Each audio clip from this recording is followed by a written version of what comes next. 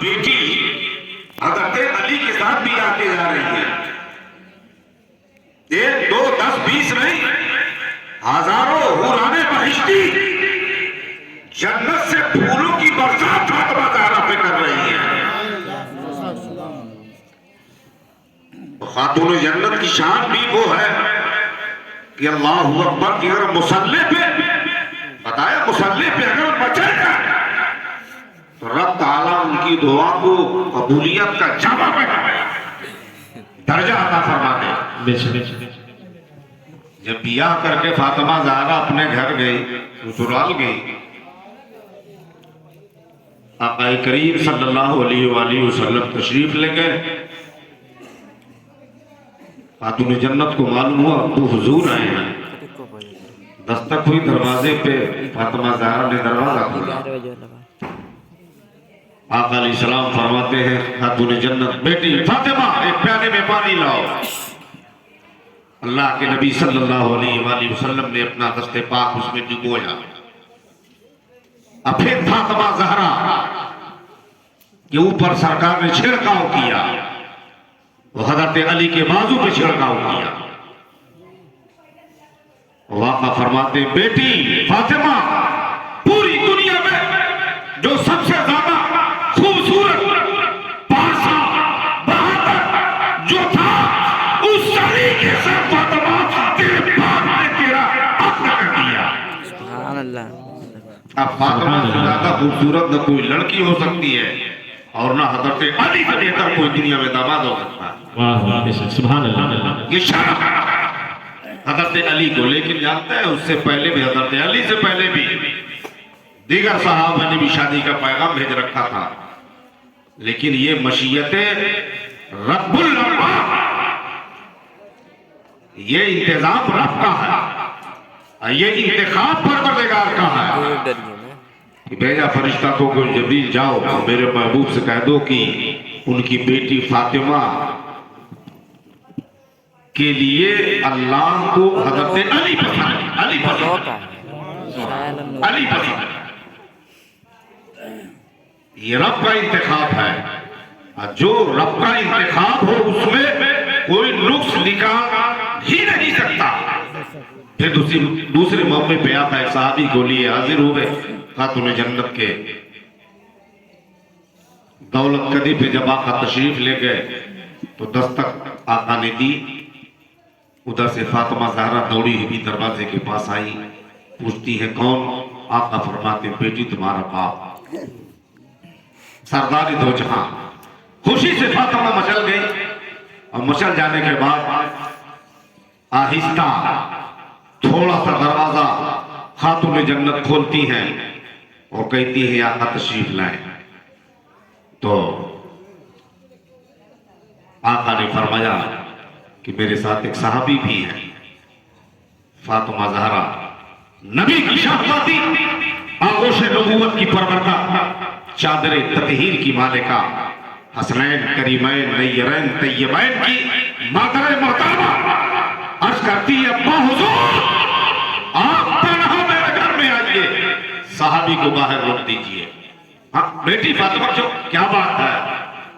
बाबा जान मेरे पास एक ही कपड़ा है, उसी कपड़े में अपने जिस्म को लपेटी हूं, फिर भी आका मेरे सर का कुछ हिस्सा बाकी रह गया है जहां कपड़ा न पहुंच पाया है। कौनैन के ताजदार फरमाते हैं, बेटी फातिमा लो, आप अपने नूरानी जिस्म मुकद्दसा से वो चादर मुकद्दसा उतारते हैं और कहते हैं, बेटी लो, इसे ओढ़ करके पर्दा कर लो।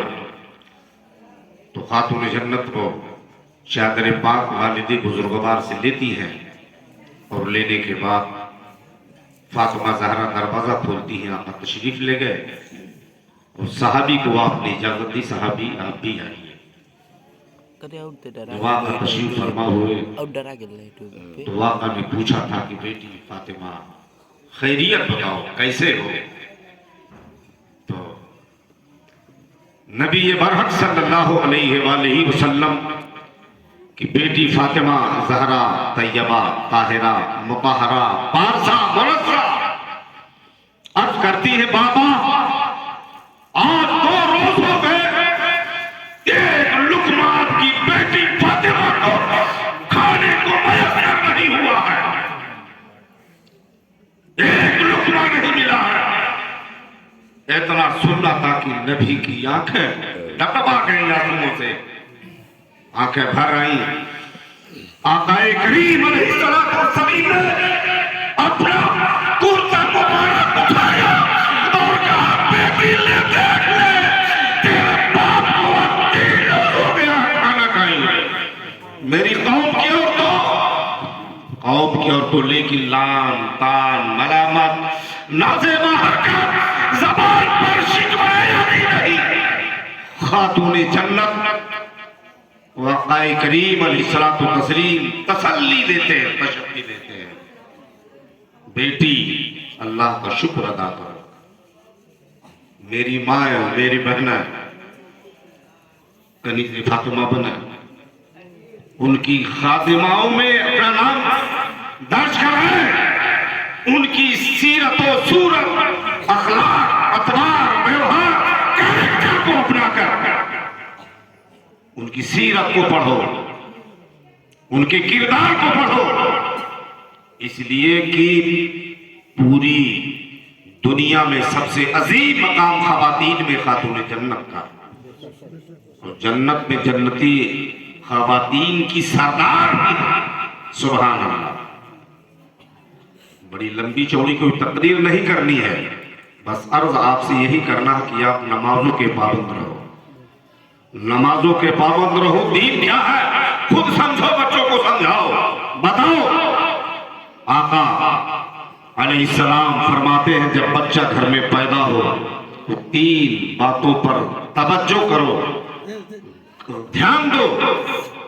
नंबर 1, अच्छा और खूबसूरत नाम रखो बच्चों का, चाहे लड़का हो या लड़की, खूबसूरत नाम रखो। आका फरमाते हैं कि नाम से बच्चों पर असर होता है, नाम का असर पड़ता है। नंबर 2, अच्छी तालीम और अच्छी तरबियत से रास्ता, अच्छी तालीम और अच्छी तरबियत। इस्लाम हिंदी, इंग्लिश, संस्कृत, गणित, कोई भी तालीम इस्लाम ने कभी मना नहीं किया। खूब पढ़ाओ, खूब पढ़ाओ, खूब बच्चों को पढ़ाओ, खुद पढ़ाओ।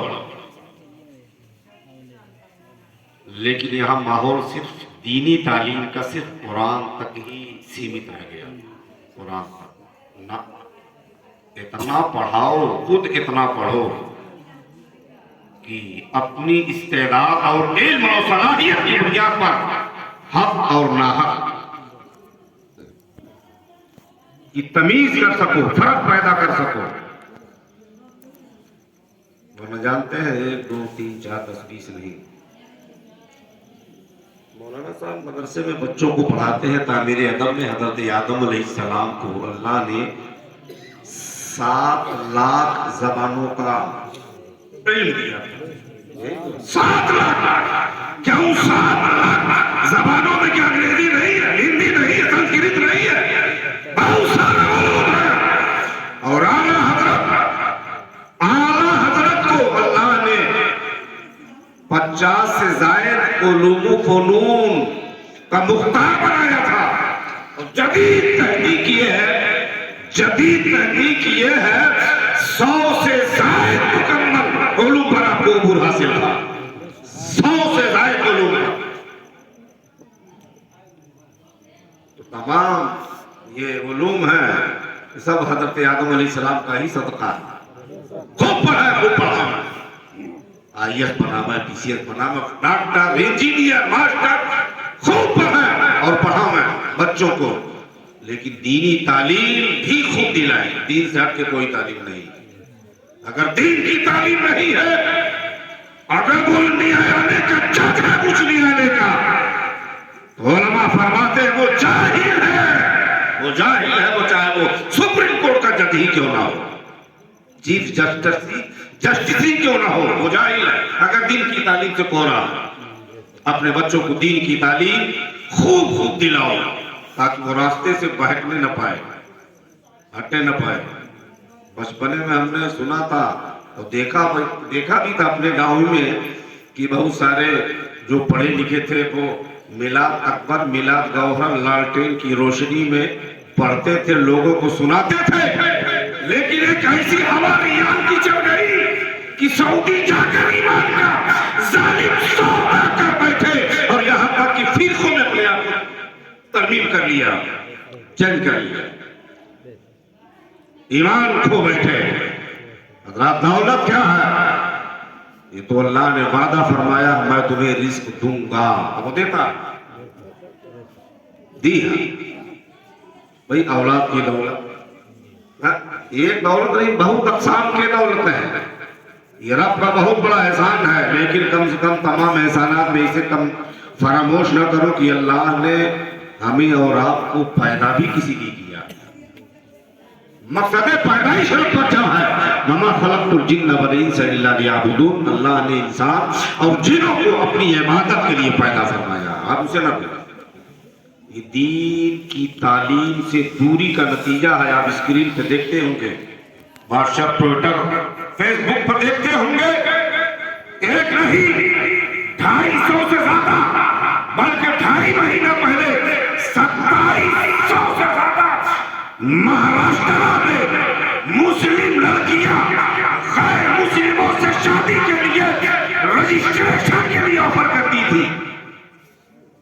कैसे ज़मीर गवारा करता है? ये क्या है? ये गैर, ये हुनूदे से खल्क़मंद का नतीजा है जो कॉलेजेस, यूनिवर्सिटियां या गैर स्कूली और उनके कल्चर में अपने आप को हम माहौल को डाल ले रहे हैं। ये वही नताइज है कि हजरात उसे हम फैशन का नाम दे देते हैं, फैशन का नाम देते हैं। हमारे कौम की बेटियां गैर मुस्लिमों के दोस्तों हवस का शिकार बन जाती है और फिर वो जिंदगी भर नहीं बल्कि चंद सालों के बाद वो उस मोड़ पर लाकर छोड़ देते हैं कि यहाँ तक कि न वो घर की रह जाती है न वो ससुराल की रह जाती है। उसका आखिर यही रास्ता बचता है, मौत को गले लगाना। हम अपने बच्चियों को, अपनी बेटियों को ऐसी तरबियत दें, ऐसी तालीम दें, सबसे पहले बच्चों के कल्ब में नबी का इश्क का जाम पिला दो।